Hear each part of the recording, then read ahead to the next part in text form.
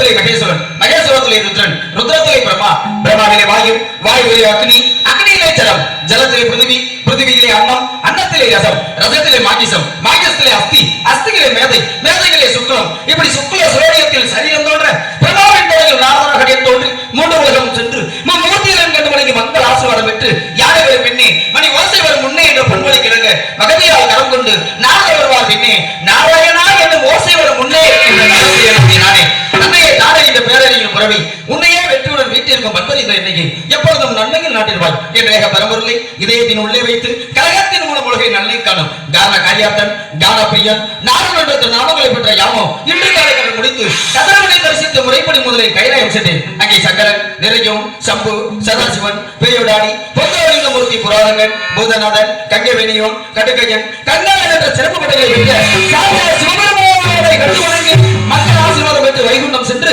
எனது மாற்றம் பரந்தாமை தரிசித்து பிரம்மலோகம் சென்றேன். பிரம்மலோகத்திலே பிரம்மன் மேதினி படைத்தோம் விதா விதா விதாதா வானகன் மலர்வணிந்தன் மண்பொதுதந்தை வேதன் இரணியன் கருப்பன் இனியமால் உந்தி வந்தோன் குரவனோதி மூர்த்தனன் கொடியனன் அன்னமுருதி என்ற சிறப்பு பட்டங்களை பெற்ற எனது மூன்றாம் ரவியும் தொந்தைமான பிரம்மதேவனையும் கண்டு வணங்கி மக்கள் ஆசீர்வாதம் பெற்று வரும் மார்க்கத்தில் தக்கனின் மக்களான அரிய செவ்வாளர்கள் சுமார செவ்வாளர்கள் 11,000 பேர்களை கண்டேன். அவர்களும் மக்களின் விருத்திக்கான விரதத்தை கையாளும் வகையில் அதை மாற்றி நான் பக்தி மார்க்கத்தை போதித்தேன். அதை கண்டு சிரம் கொண்ட தக்கனோ என்னை ஒரு நாளைக்கு மேல் ஓரிடம் தங்கினார். உனது சிறப்பானது வழியாக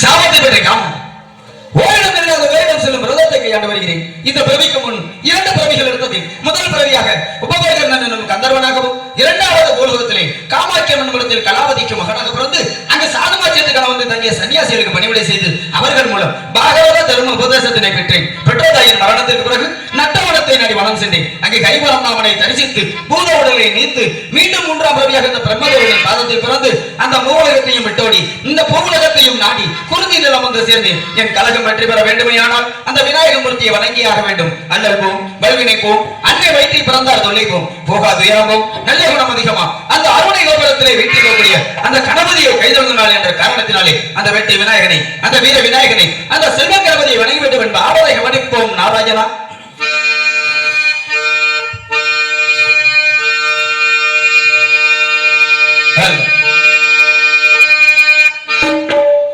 செல்வ கணபதியே எங்கள் குல சேர்த்தி விநாயகனே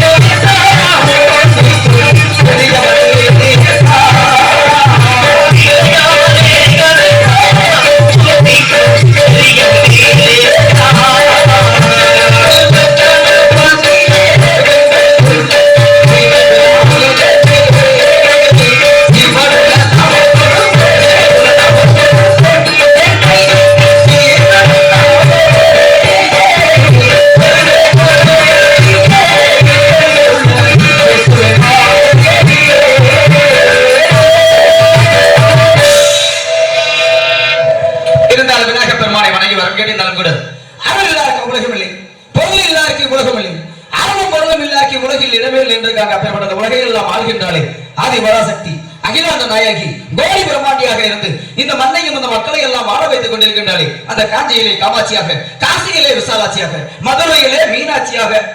நேற்றுதான் எங்க ஐத்த கல்யாணம். எங்க ஐத்தைக்கும் மாமனுக்கும் நேற்றுதான் கல்யாணம், திருமணம் முடிச்சு வச்சுட்டு வந்தாச்சு. ஆக இன்னைக்கு இந்த இடத்துக்கு வந்திருக்கோம்னா காரணம் இருக்கு. என்ன காரணம்? இன்னைக்கு என் அச்சுரனுக்கு திருமணத்தை முடிச்சு வைக்கணும். அப்பேற்பட்ட ஒரு கழகத்தை உருவாக்குறதுக்கு இந்த இடத்துக்கு வந்திருக்கோம். இருந்தாலும் கூட தாங்கள் தெரிந்தும் தெரியாமலும் அறிந்தும் அறியாமலும் செய்த பாவங்களையும் குற்றங்களையும் எல்லாம் காத்து ரசிக்கின்றாளே அப்பேற்பட்ட இந்த தாயை, இந்த மாரியம்மனையும் இந்த காளியம்மனையும் வணங்கிவிட்டு எனது கழக பணியை துவங்கலாம்னு இருக்கு என்ற காரணத்தினால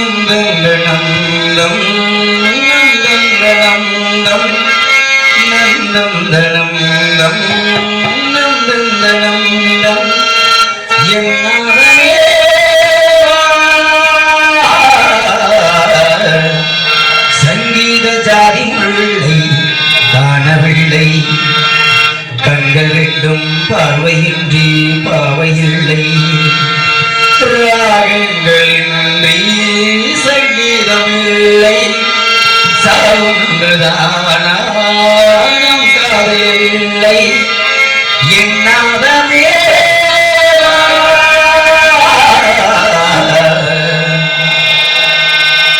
சூறாவளிப்பட்டி கிராமத்திலே காளியம்மன் கோவிலே வண்ண வண்ண மலர்களாலே அபிஷேகமா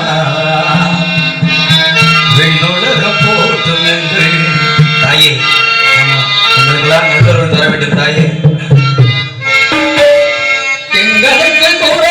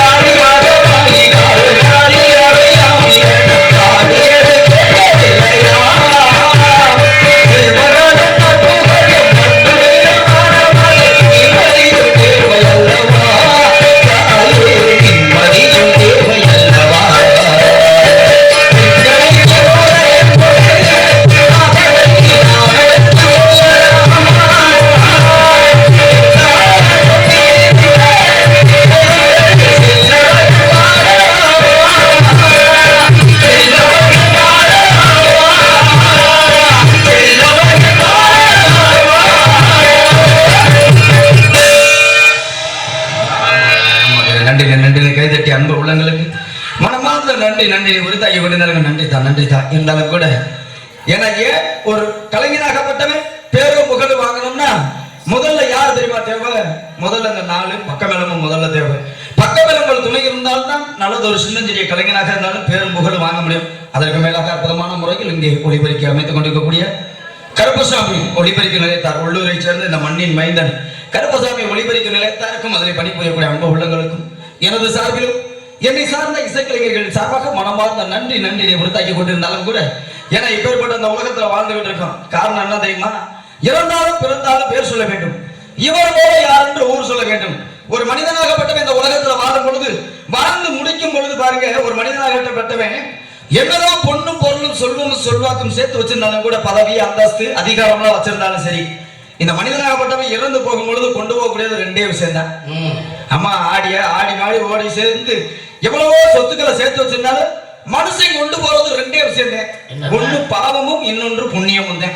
இந்த 2 தவிர இந்த உலகத்துல மனுஷன் எவனும் எதுவுமே கொண்டு போக முடியாது. அதனாலதான் சொல்லியிருக்காங்க, ஆடி அடங்கு வாழ்க்கையோட 6 அடி நிலமே சொந்தம் இருக்கான். இன்னைக்கு 6 அடி நிலமும் சொந்தம் கிடையாது. நடமாடு மின் சுடுகாடு கொண்டு வந்துட்டான். எங்க இறக்குறாங்களோ அங்கனே வீட்டுக்கு முன்னாடியே எரிச்சு அங்கனே சாம்பலை கையில கொடுத்து போயிருக்கான். ரொம்ப சுலபமாக வேலையெல்லாம் முடிச்சுட்டு போறாங்க. ஏன்னா கேட்டா காலம் போற போக்குல நம்ம எல்லாம் மாறிக்கிறோமா அப்படி வேற சொல்லிக்கிறாங்க. இருந்தாலும் அப்படியெல்லாம் போய்கிட்டு இருக்கு காலம். இருந்தாலும் கூட ஏன்னா கூடி வாழ்ந்தால் கோடி நன்மைன்னு இருக்காங்க.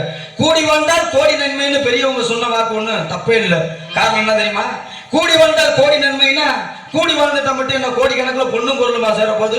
அதெல்லாம் இல்லை. ஒரு மனிதன் எவ்வளவு விஷயங்களை சம்பாரிச்சு வைக்கிறானோ அதெல்லாம் தேவையே இல்லையா? ஒரு மனிதன் வாழக்கூடிய வாழ்க்கையில 4 பேரையாவது சம்பாதிச்சு வைக்கணுமா? 4 பேர்னா எந்த 4 பேரு? இறந்து கிடக்கும் பொழுது, ஒரு மனிதன் இறந்து கிடக்கும் போது கோடி துணி குடிச்சிட்டு வரக்கு 4 பேராச்சும் சம்பாதிச்சு வைக்கணுமா? அதுதான் பெரிய ஒரு சொத்தேவா. அப்படின்னு சொத்து சேர்த்து வைக்கிறாடி இந்த உலகத்துல பிறந்தும் பிரயோஜனமே இல்லை. அப்படிப்பட்ட அந்த உலகத்திலே வாழ்ந்துகிட்டு இருக்கும். ஆகக்கூடிய வாழக்கூடிய வாழ்க்கையில மனிதனாகப்பட்டுமே ஒற்றுமையோட வாழ கத்துக்கிறான். எப்படியெல்லாம் வாழணும் தம்பி அருள்? எப்படி வாழணும் தெரியுமா? வாழக்கூடிய வாழ்க்கையில மனிதன் இப்படித்தான் வாழணும். எப்படி ஒரு மனிதன் வாழக்கூடிய வாழ்க்கையில எப்படி வேணும்னாலும் வாழ்ந்துட்டு போயிடலாம். இந்த பிறவி பலனை எப்படி வேணாலும் முடிச்சுட்டு போகலாம். அது வாழ்க்கை இல்லை. ஒரு மனிதனுக்கு அறம், பொருள், இன்பம் என சொல்லக்கூடிய 3 அவசியம் தேவை. இந்த உலகத்துல ஒரு மனுஷன் வாழணும்னா முக்கியம் 3 தேவையா? 3 இருந்தாலே மனுஷன் வாழ முடியும். ஆமா, அவர் என்ன வச்சிருக்காரு? எதை என்னன்னு தெரியலையே. இருந்தா கொடுக்கவா? எதையா கேட்கிற? எந்த 3 கேட்கிற? நீ எந்த 3 சொன்னீங்க? நீ எந்த 3 கேட்ட? நீங்க எந்த 3? நான் பேசினவே நீ அறிவாளி போய் என்ன சொல்லிருக்கணும்? சாமி எதை கேட்கறீங்க? விவரமா கேளுங்கன்னு சொல்லி இருந்திருக்கணும். நீ எனக்கு இருந்தா கொடுங்கன்னு சொல்லி எந்த 3 கேட்கிற? சரக்கு, தண்ணி, கப்பு. பரவாயில்ல, அப்படித்தான் இருக்கணும். உலகம் அப்படி போய்கிட்டு இருக்கியா? அப்படித்தான் இருக்கணும். நான் சொன்ன 3 எந்த 3 சொல்றேன்? எந்த 3 சாமி? நீ எந்த 3 கேட்கிற? இப்பதானே சாமி சொன்னேன். கப்பு, தண்ணி, சரக்கா? ஆமா, பரவாயில்ல. ஆக நான் என்ன 3 சொன்னேன்? எந்த 3? ஒரு மனிதன் இந்த உலகத்துல நிலையாக வாழணும்னா முதல்ல உண்ண உணவு தேவை. ஆமா, உடுத்த உடை தேவை. போனா வராதது உயிரும் மானம் தான். அதற்கு மறைக்கிறதுக்கு ஆடை தேவை. அந்த ஆடை எங்கிருந்து வருது? விவசாயிகள்ட்ட இருந்து வருது. உண்ண உணவு விவசாயிகிட்ட இருந்து கொடுக்குறாங்க. ஆக இருப்பிடம் தேவையா? எவ்வளவுதான் சொத்து சொகம் சேர்த்து வச்சு பங்களா மாதிரி வீடு வாசல் வச்சிருந்தா பெரிய விஷயமே இல்லையா? கையாகலம்னாலும் குடிசையாச்சும் வாழ்ந்தாலும் கூட நம்மளுக்கு சொந்தமான இடத்துல இருக்கணுமா? அதனாலதான் சொன்னேன், உண்ண உணவு, உடுத்த உடை, இருப்பிடமாக ஒரு மனிதனுக்கு அவசியம் 3 தேவைன்னு சொன்னேன். நான் எந்த 3 சொல்றேன்? நீ எந்த 3 கேட்கிற? உன் மூஞ்சில முழிச்சா வழங்குமா? என்னப்பு அந்த தண்ணியத்தை அவரும் சொல்லிக்கிட்டு இருக்காரு. ஆமா, இன்னைக்கு அந்த 3க்கு தான் பெருமையா இருக்கு. தண்ணி இல்லாம போனா நல்லதா இருக்கு. ஆமா, அதனாலதான் வள்ளுவ பிறந்தகை சொன்னாரு, நீரின்றி அமையாத உலகண்டு. அந்த நீருக்கு இந்த நீருக்கு வித்தியாசம் இல்லாம போய்கிட்டு இருக்கு. ஆமா, அந்த நீர் சொன்னாரு. அவர் சொன்னாரு, உயிர் வாழணும்னா அவசியம் மனுஷனுக்கு குடிக்கிறதுக்கு ஆகாரமா தண்ணி வேண்டாரு. இன்னைக்கு சாயந்தரம் ஆயிடுச்சுன்னா நம்ம ஆளுங்க வரி கட்டலாட்டி அரசாங்கமே நடக்காது. ஆமா, அந்த தண்ணிக்கு இந்த தண்ணிக்கு ரொம்ப வித்தியாசம்லாம் இல்லை. ஆமா, பதப்படுத்தி வச்சா அந்த தண்ணி, பதப்படுத்தாம குடிச்சோம்னா இந்த தண்ணி. காய்ச்சுனா சரக்கு. ஆமாங்க, அந்த தண்ணியை தான் நான் சொல்றேன். நீ வேற ஏன் போல இருக்கிற? ஆமா, அப்படி சொல்லிக்கிட்டு விவரத்தை சொல்றேன். ஆக வாழக்கூடிய வாழ்க்கை கொஞ்ச காலம் தான். அப்பேற்பட்ட வாழ்க்கையை எப்படி எல்லாம் கழிக்கணும் தெரியுமா? சந்தோஷமாக கழிக்கணுமா, ஆனந்தமாக கழிக்கணுமா. வாழக்கூடிய வாழ்க்கையில அக்கம் பக்கத்துல இருக்க எல்லோருடையுமே ஒற்றுமையோட சகோதரத்துவத்தோட வாழணுமா. எங்குமே பாருங்க, இன்னைக்கு பாருங்க இந்த உலகத்துல எங்க பார்த்தாலும் ஜாதி மதம் இனம் மொழி இதுலதான் மனுஷன் பூரா பிரிஞ்சு போய் கிடக்குறேன். இன்னைக்கு தான் 2 நாட்டுக்கும் போர் நடக்குது. திடீர்னு ஒரு குண்டை போட்டாங்கன்னா வேலையை முடிஞ்சு வச்சு. எந்த ஜாதி வந்து காக்க போகுது, எந்த மதம் வந்து நம்மளை தூக்கிட்டு போக போகுது, எதுவுமே கிடையாது. வாழக்கூடிய வாழ்க்கையில அதனாலதான் பெரியவங்க சொல்லி வைத்தாங்க, வாழக்கூடிய வாழ்க்கையில பிறப்பால் அனைவரும் சமம். இந்த மொழியை மட்டும் மனசுல ஏத்திக்கிட்டோம்னா இந்த உலகத்துல எங்கேயுமே எந்த பிரச்சனையுமே வராது. அப்படி எல்லாம் இருந்துட்டாலும் கூட ஒற்றுமையை வெளிக்காட்டுவதற்காக அப்பேற்பட்ட ஒரு எடுத்துக்காட்டு எது தெரியுமா? பறவையாகப்பட்டது. ஒரு பறவையாகப்பட்டது இன்னைக்கு நம்ம ஆலயத்துல உள்ள இன்னைக்கு இந்த நம்ம ஆலயத்துல இன்னைக்கு காளியம்மா கோயில்ல இன்னைக்கு திருவிழா நடத்துறாங்க. காளியம்மனுக்கும் மாரியம்மனுக்கும் அந்த பறவை இனங்கள் பாருங்க, எந்த பறவைன்னு பாருங்க. எந்த பறவையா இருந்தாலும் வர்ற ஆலயத்துல தங்க அது வாட்டுக்க போவேன். ஏன் எதுக்குன்னு கேட்கறதுக்கு நாதி இல்லை. இடையில போகும்பொழுது ஒரு கிறிஸ்தவ ஆலயம் வரும். அந்த கிறிஸ்தவ ஆலயத்துக்கு போகும்பொழுது ஏன் இங்க வந்தேன்னு சொல்லிட்டு கிறிஸ்தவ மொழியில கேட்க போறாங்க. அங்கேயும் கேட்கறதுக்கு நாதி இல்லை. அங்கேயும் அது சுதந்திரமா போயிட்டு வரும். அதே போல இஸ்லாமிய ஆலயம் வரும். இஸ்லாமிய ஆலயம் வந்து அங்கேயும் போய் தங்கிட்டு தான் போகும். அங்கேயும் வந்து யாரும் கேட்க போறாங்களா? அப்ப நாலு அறிவு கிடைச்ச சீவராசி தானே. மனிதனுக்கு தானே பகுத்தறியக்கூடிய தன்மை கொடுத்திருக்கான். எதை இன்னாலும் சிந்திச்சு செயல்படணும். அதனாலதான் மனிதனுக்கு 6 அறிவு, பறவை இனங்களுக்கு 4 அறிவு, விலங்குகளுக்கு 5 அறிவு, இப்படி எல்லாம் இருக்கு. ஆக பகுத்தறியக்கூடிய தன்மை வேணும். வாழக்கூடிய வாழ்க்கை கொஞ்ச காலம் தான், ஒரே முறை தான். அதுக்கப்புறம் பிறப்பும் கிடையாது, எதுவுமே கிடையாது. அப்பேற்பட்ட அந்த உலகத்துல வாழக்கூடிய வாழ்க்கையில ஒற்றுமையாக வாழ கத்துக்கணுமா. இன்னமும் பாருங்க, மனுஷனுக்கு 5 அறிவு 4 அறிவு வேலை செய்தான்னு தெரிஞ்சுக்கலாம். ரொம்ப அருமையா தெரிஞ்சுக்கலாம். அவரு இன்னும் நிறைய பேருக்கு மனுஷனுக்கு 6 அறிவு தானே சொன்னாங்க. ஆனா இன்னும் ஒவ்வொரு மனிதனுக்கு 4 அறிவு 5 அறிவு தான் வேலை செய்யுது. அதை எப்படி தெரியுமா தெரிஞ்சுக்கிறேன்னா, கட்டிய மனைவிட்ட கேட்டா தெரிஞ்சு போயிடும். கட்டிய மனைவி, ஆமா, போய் உங்க வீட்டுக்காரர் எங்கம்மா போயிருக்காருன்னு சொல்லி கேட்டோம்னா வீட்டுல இருக்க மனைவி சொல்லணுமா, எங்க வீட்டுக்காரர் இப்பதான் வெளியில போனாங்க, கொஞ்ச நேரம் கழிச்சு இனிமே திரும்பி வருவாங்க அப்படின்னு சொல்லிட்டு அந்த வீட்டுக்காரருக்கு அந்த வீட்டுல 6 அறிவு சரியா வேலை செய்யுதுன்னு அர்த்தம். அதே மாதிரி ஒரு பெண்மகிட்ட போயிட்டு ஏமா உன் வீட்டுக்காரர் எங்கன்னு கேட்டா அது இப்பதான் போச்சு, இனிமே தான் வரும்னு சொல்லிட்டு அங்க அவனுக்கு 4 அறிவு 5 அறிவுதே, வேற வழியே இல்லை. ஆமா, அவங்க கொடுக்கறதே பெருமை. ஒரு பெண்ணை நினைச்சா குடும்பத்தை எப்படி வேணாலும் கொண்டு போகலாம். ஒரு பெண்ணை நினைச்சா மேலையும் கொண்டு வர முடியும், கீழே கொண்டு வர முடியும். அப்படியெல்லாம் இருந்துட்டாலும் கூட அந்த கூட்டத்துல கோவில் புறவை எப்படி எல்லாம் வர்ணிக்கலாம்னா,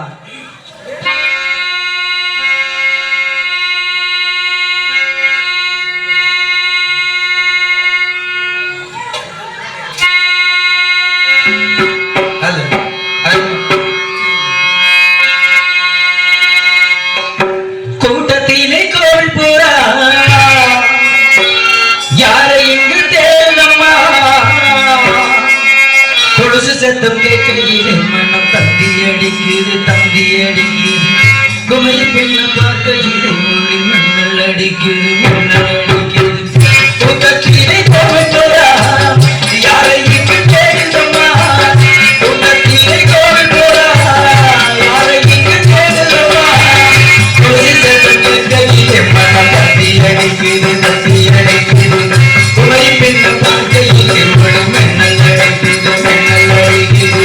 கூட்டத்திலே கோவில் புறா யாரை இங்கு தேடம்மா.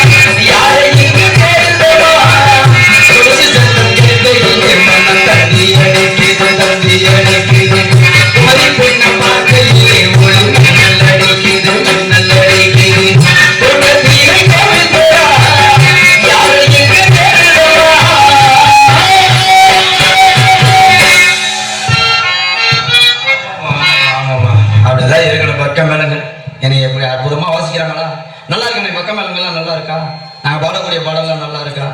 உங்களவே நம்பி மதுரையில இருந்து இந்த இடத்துக்கு வந்திருக்கோம். இப்படி அமைதியா உட்காந்துருக்கீங்க. எதுக்கு நாடகம் நடக்குதுன்னு தெரியல, எதுக்கு நாங்க வந்தோம்னு புரியல. இருந்தாலும் கூட ஏன்னா உற்றார் உறவினர் போற்றப்பட வேண்டும், உறவுகள் மதிக்கப்பட வேண்டும். உறவுகள்னா எப்பேற்பட்ட உறவுகள் தெரியுமா? உறவுனா அப்பை அதிகமான நட்பு உறவாக இருக்கணும். கண்ணன் குசேலன்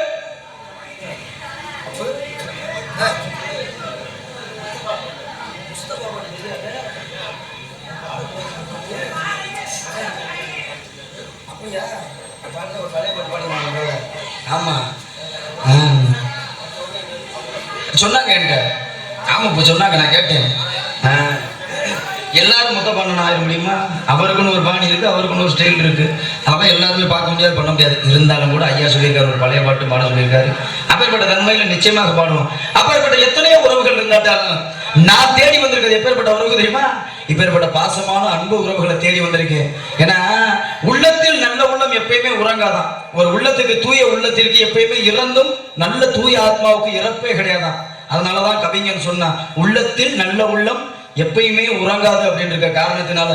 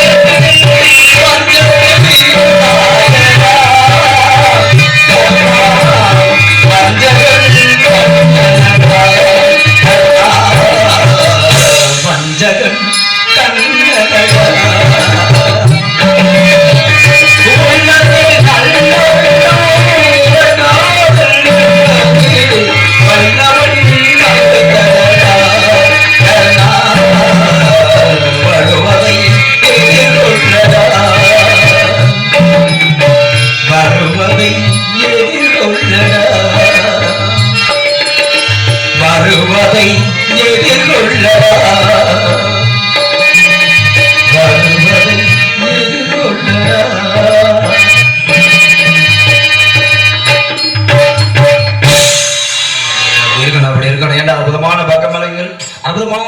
வாய்ப்பிருக்கிற நேயத்தார் அன்பு உள்ளங்களுக்கு எனது சார்பிலும் என்னை சார்ந்த இசைக்கலைஞர்கள் சார்பாக மனமார்ந்த நன்றி நன்றி நன்றி. முன்ன சொன்னேன், உறவுகள்னா எப்படி வேணாலும் இருந்தா உறவுகள் இல்லை. இப்படித்தான் பாருங்க, ஒரு குடும்பத்துல பாருங்க, ஒரு தம்பதியருக்கு ரொம்ப வருஷமா குழந்தையே இல்லை. ரொம்ப நேரம் குழந்தைகள் சொல்லிட்டு என்ன பண்றாங்க, வேண்டாத கோயில் இல்லை, ஒவ்வொரு நாளும் சிந்தாத கண்ணீர் இல்லை. என்னடா நம்மளுக்கு திருமணமாகி இத்தனை வருஷம் ஆச்சு, நம்மளுக்குன்னு பேர் சொல்றதுக்கு ஒரு பிள்ளை இல்லையே அப்படின்னு சொல்லிட்டு பாருங்க, ரொம்ப கஷ்டம், கவலை. இப்படி எல்லாம் கவலை இருந்துகிட்டாலும் பாருங்க, ரொம்ப வருஷம் கழிச்சு பாருங்க, இறைவன் அருளால ஒரு குழந்தை பிறந்துருச்சு. ஆமா, இறைவன் அருளால ஒரு குழந்தை பிறந்துருச்சு. ஆமா, ஏய் அருள்னா அப்படி இல்லையா, உன் பேரவ சொன்னேன், அருள்னா தெய்வத்தோட அந்த கடாட்சியம்யா. ஆக இறைவனோட அருளால ஒரு குழந்தை பிறந்துருச்சு. அந்த குழந்தையெல்லாம் பிறந்ததுக்கு முன்னாடி பாருங்க, பள்ளி பருவத்துக்கு போயிட்டான். பள்ளி பருவத்துக்கு போன முன்னாடி ரொம்ப ஆசையா எப்படி பாராட்டி சீராட்டி வளர்த்த புள்ள பாருங்க, திடீர்னு ஒரு நாள் இரவு நேரத்துல தூங்கக்கூடிய வேலையில எந்திரிச்சு அழுது கட்டிட்டு இருக்கான். அப்ப பக்கத்துல அந்த தாய் எந்திரிச்சிட்டா. அந்த வீட்டுல இருக்க அந்த தாய் பாக்குறா, என்னடா திடீர்னு நம்ம புள்ள அழுகுதே, என்ன காரணம் தெரியாம அப்படி அழுதுகிட்டு இருக்கேன்னு சொல்லிட்டு எந்திரிச்சு பாக்குறா. ஏப்பா அப்படி அழுகுற, என்ன காரணம் அப்படின்னு சொல்லி கேட்க, அப்பதான் இந்த குழந்தை சொன்னானா, வேற ஒண்ணும் இல்லம்மா, அம்மா திடீர்னு நம்ம தாத்தா, அதே உங்க அப்பா திடீர்னு காலையில 6 மணிக்கெல்லாம் இறந்து போகிற மாதிரி கனவு கண்டேன், அதனாலதான் எனக்கு மனசு சரியில்லை எந்திரிச்சிட்டேமான்னு சொல்ல. டேய் பேசாம படுக்கிறியா பண்ண, உங்க அப்பனுக்கு என்னை கட்டி கொடுத்ததும் இல்லாம 10 ரூபாவே 20 ரூபாவே நகை போட்டு கட்டி கொடுத்து அந்த காசை பூரா கஷ்டப்பட்டு அந்த விவசாயத்துல உழுது நிலத்தை உழுது அதெல்லாம் வித்து இன்னைக்கு எனக்கு கடனை கட்டிக்கிட்டு இருக்காரு எங்க அப்பன். எங்க அப்பால போய் சாவேண்டா சொல்றேன், உனக்கு நல்ல மரியாதை பரவா பேசாம அப்படின்னு சொல்லிட்டு பேசாம படுக்க வச்சிட்டாலாம். பாருங்க, காலையில 6 மணிக்கு சரியா அங்க இருந்து தொலைபேசியில இருந்து தகவல் வருது, அம்மா உங்க அப்பா இறந்து போயிட்டாரு அப்படின்னு சொல்ல விட்டி. பாருங்க, அழுது புலம்பிக்கிட்டு போறான், எங்க அப்பனை பாக்குறதுக்கு போறான். அப்பனை போய் பார்த்துட்டு அழுதெல்லாம் முடிச்சுட்டு எல்லா காரியம்லாம் முடிச்சுட்டு திரும்பி வீட்டுக்கு போறான். வீட்டுக்கு வந்து யோசனை உங்களுக்கு, எப்படி நம்ம பிள்ளைக்கு இப்படி ஒரு ஞானோதயம் வந்துச்சு, என்னைக்கும் இல்லாம இப்படி சரியா கனவுல சின்ன பையன் கனவுல வந்து இப்படி விவரத்தை சொல்லிட்டு போயிட்டானே அப்படின்னு சொல்லிட்டு இந்த பெண்ணுக்கு வந்து பாருங்க யோசனை, பல பழக்கத்துல யோசனை நடந்துகிட்டே இருக்கு. ஒரே ஆச்சரியம் இருக்கும்போது பாருங்க, திடீர்னு மறுநாள் ஒரு கனவு. என்ன கனவு தெரியுமா, நம்ம வீட்டுல இருக்க ஆடு மாடெல்லாம் சாக போற மாதிரி கனவு கண்டேமான்னு சொல்ல. அதே மாதிரி பாருங்க, காலையில விடியறதுக்குள்ள ஆடு மாடெல்லாம் இறந்து போச்சு. என்னடா அந்த பையன் காண்ற கனவு சரியா இருக்கு, ஆமா அப்படின்னு சொல்லிட்டு ரொம்ப கஷ்டமா போச்சு. என்ன அந்த பையன் காட்டுக்க கனவு காண்டுன்னு சொல்றான், ஆனா சரியா பழிச்சு போயிருது அப்படின்னு சொல்லிட்டு பாருங்க, அதே போல ஆடு மாடெல்லாம் இறந்து போச்சு.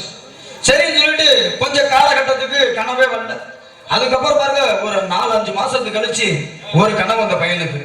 கனவு வந்தா என்ன கனவு தெரியுமா, திடீர்னு அத்த ராத்திரியில எந்திரிச்சு அழுகுறியான், புலம்புறியான்.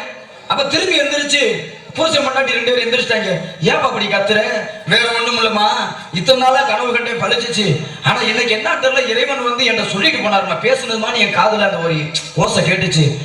இன்னைக்கு காலையில 6 மணிக்கெல்லாம் உங்க அப்பே இறந்து போயிடுவான்னு சொல்லிட்டாருமா, இறைவனே சொல்லிட்டாருமான்னு சொல்ல விட்டி. பாருங்க, புருஷன் மண்டாட்டி 2 பேருக்கும் தூக்கமே வரல. புருஷன் முன்னாடி 2 பேருக்கும் தூக்கமே இல்லை. ஆனா எப்படியும் காலையில 6 மணிக்கெல்லாம் இறந்து போயிருவோமே அப்படின்னு சொல்லிட்டு புருஷனுக்கு தூக்கமே வரல. பாக்குறேன் பக்கத்துல இருந்த பொண்டாட்டிய உசுப்பையா, ஏமா எந்திரிமா, காலையில 6 மணிக்கெல்லாம் சாக போறேன், எனக்கு ரொம்ப மனசு பக்குன்னு இருக்கு, பயமா இருக்கு, நீ என்னடி இப்படி தூங்குறேன்னு சொல்லி கேட்க. ஆமா, நீ என்னடி இப்படி பயம் இல்லாம தூங்குறீ அப்படின்னு சொல்ல. யோ பேசாம இரு, அவன் சொன்ன மாதிரி எல்லாமே நடந்துகிட்டு வருது.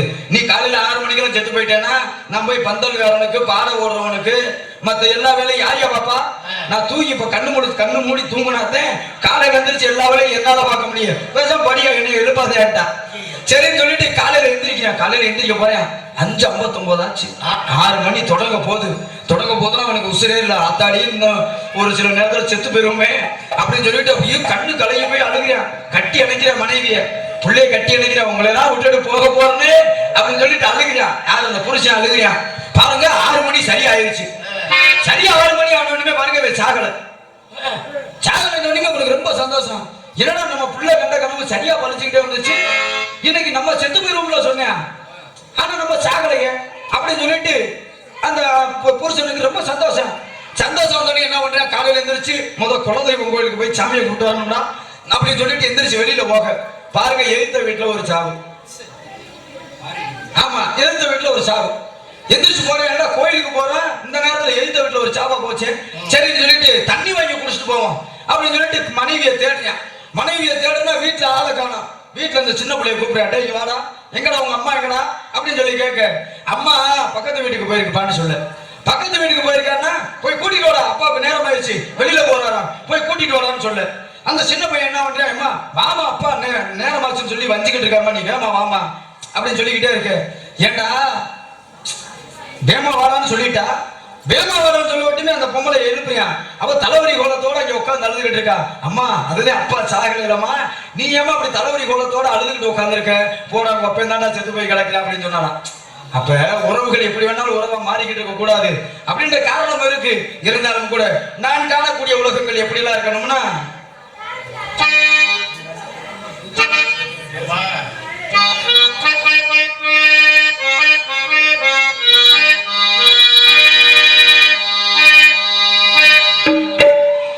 நான் காணும் உலகங்கள் யார் காணக்கூடும், சொல்வது யாருக்கு விண்பனி துளியே, மெல்லென பேசும் பசும்புல் வெளியே, என்னை காணும் வண்ணை பூமி உன்னை காணவே இன்றேன், வேண்டும் என்னும் ஓ ஜென்மம் வானம் பாடி போல் பாடும் வாழ்க்கை என்றுமே வேண்டும்.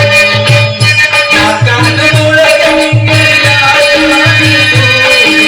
சொல்வது யாருங்கே விண்பனி துளியே, மெல்லென பேசும் பசும்புல் வெளியே,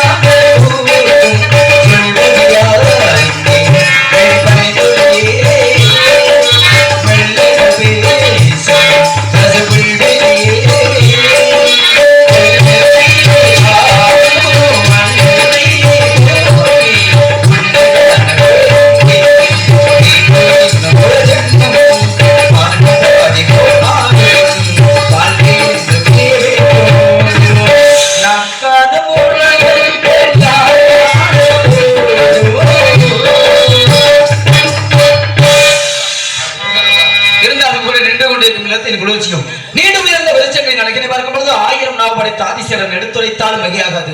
அப்பேற்பட்ட வனம் குறிஞ்சி, முல்லை, நெய்தல், பாலை மரம் சொல்லக்கூடிய இவகை நிலைகளில் யாமந்திருப்பதும் குறிஞ்சி கிழவன் தங்கவேலன், எங்க ஐயா தங்கவேலன் குடிகொண்ட அந்த சிறப்புனை இடத்தை பார்க்கும் பொழுது மலர்ந்து இருக்கிறது. மா நிலவா என்னை வாவா என்று அழைப்பது போல தோன்றுகிறது. நல்ல கவிஞனுக்கு அஸ்திவாரமே கற்பனை தானே. நானும் வீணாகான பிரியன். அதனால அந்த வனத்தை எப்படி வர்ணிக்கலாம்னா, அந்த நதியோரத்துல அந்த நாணல்கள் எல்லாம் மலைந்து நிலைந்து நாட்டியமானக்கூடிய அற்புதமான இயற்கை காட்சியை பார்க்கும் பொழுது என் மனசு எப்படி எல்லாம் போகுது கேட்டா,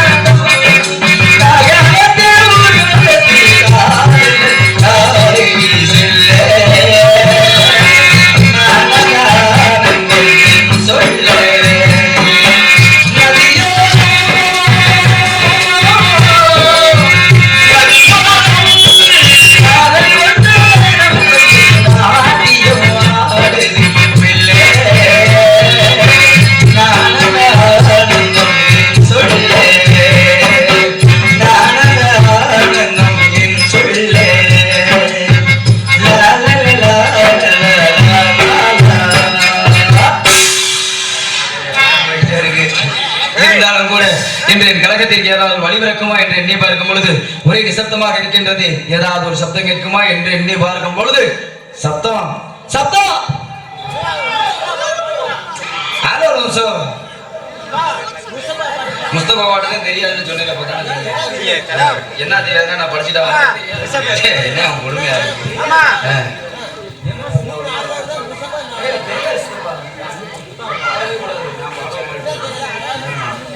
அது ஒரு பாட்டு, அது அவங்களமான பாட்டு. ஆமா, கண்ணை திறந்தா ஒளி இல்லை, காலை எடுத்தா நடையிலண்டு. ஆமா பாடக்கூடாது. நீங்க அப்படி பாடிதானே எங்க அண்ணன் நல்ல மனுஷன் சீக்கிரம் போய் சேர்ந்தாப்புல. நான் ஆமாண்ணே, தயவு செய்து அந்த பாட்டை யாரையும் பாட சொல்லாதீங்க, கோச்சுக்கிறாங்க. ஆமா ஆமா. அப்போ சொல்றது புரியுதா புரியலையா? நான் என்ன சொல்றேன்னு புரியுதா புரியலையா? பாடக்கூடாதுன்னு சொல்றேன், அப்புறம் திரும்பி பாடுனா என்ன அர்த்தம்? ஆக்காட்டியும் பாடக்கூடாது, அது இளவு பாடுதேன், சும்மா சொல்லக்கூடாதீங்க. ஆமா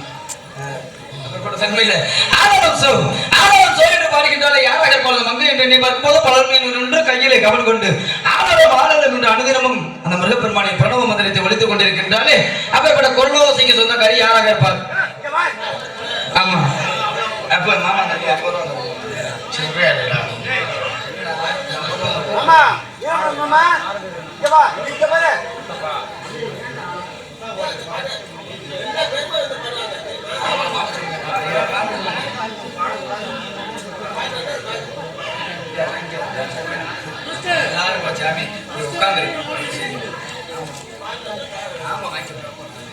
இருந்தாலும் கூட அப்பேற்பட்ட அற்புதமான இந்த இடத்துல அந்த திரைவிலை சோலையிலே கந்த பெருமானுக்காகவே காவல் புரிகின்றால் இப்பேற்பட்ட பெண்மகளையும் வர்ணிக்க வேண்டும் என்ற காரணத்தினால சோலை குழந்தை வாழ்கின்றாலே வள்ளி. அப்பேற்பட்ட தன்மையில அந்த பெண்மகளையும் எப்படி எல்லாம் வர்ணிக்கலாம்னா,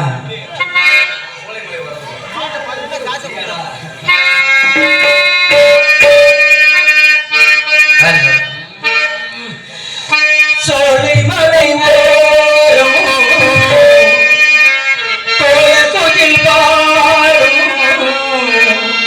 பாட்டு சதம் கேட்கறியோ பாடி வரும் குயிலே நீ வா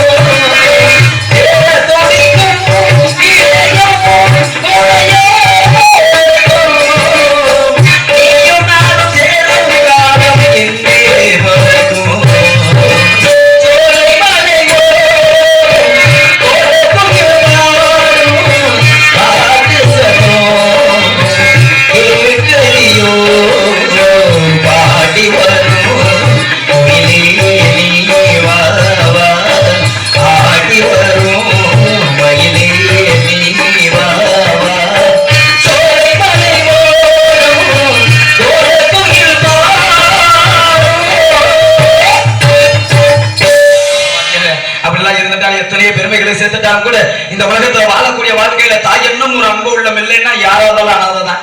என்னதான் பொண்ணு பொண்ணு சேர்த்து வைக்கட்டும், என்னதான் பதவி அந்தஸ்து வச்சிருக்கட்டும், என்னதான் கோடி மனம் மாடி பணம் கோடி மனம் எவ்வளவு வச்சிருந்தாலும் சரி, பெத்த தாயின்னு ஒருத்தர் இல்லைன்னா இந்த உலகத்துல வாழ்ந்து பிரயோஜனமே இல்லை. எப்பேற்பட்ட உறவுகள் கூட இருந்துட்டாலும் கூட அப்பேற்பட்ட ஒத்த உறவு அனாதை தான். அப்படியெல்லாம் இருந்துட்டாலும் கூட அந்த தாயினையும் போட்டு விதமாக ஒரு பாடலை பாடிவிட்டு சந்திக்க வேண்டியவங்களை சந்திக்கின்ற காரணத்தினால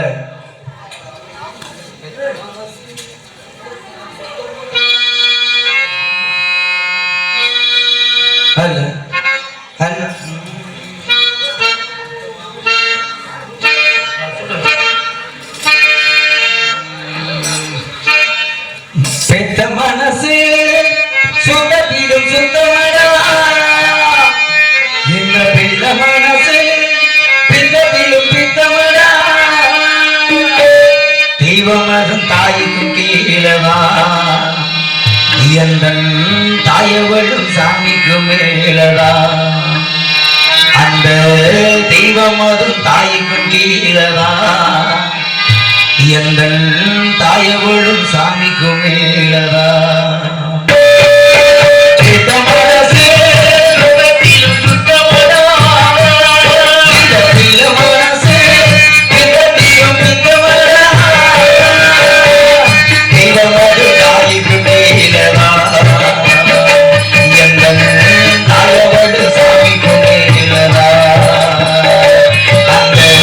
தெய்வம் அது தாய்க்கு மேலதா,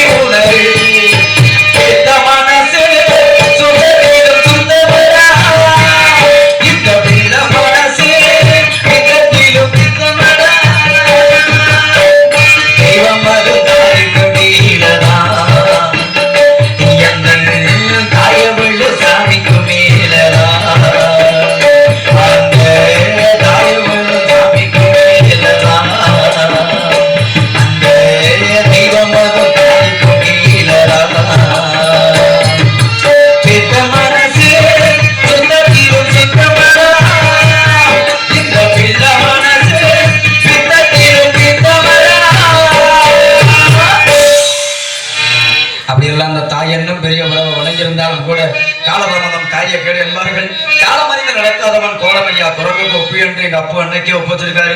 இது முன்னாடியே நீங்க சொல்லியிருக்கணும், காலம் மருந்து நடந்துட்டு போயிருந்திருப்பேன் யாரும். ஆக இருந்தாலும் கூட சந்திக்க வேண்டியவங்களை சந்திக்கணும், சிந்திக்க வைக்க வேண்டியவங்களை எல்லாம் சிந்திக்க வைக்கணும் அப்படின்ற காரணத்தினால அங்குமிங்குமாக உலாவிக் கொண்டிருக்கின்றான். அன்னவனை சந்திக்க வேண்டும் என்ற காரணத்தினால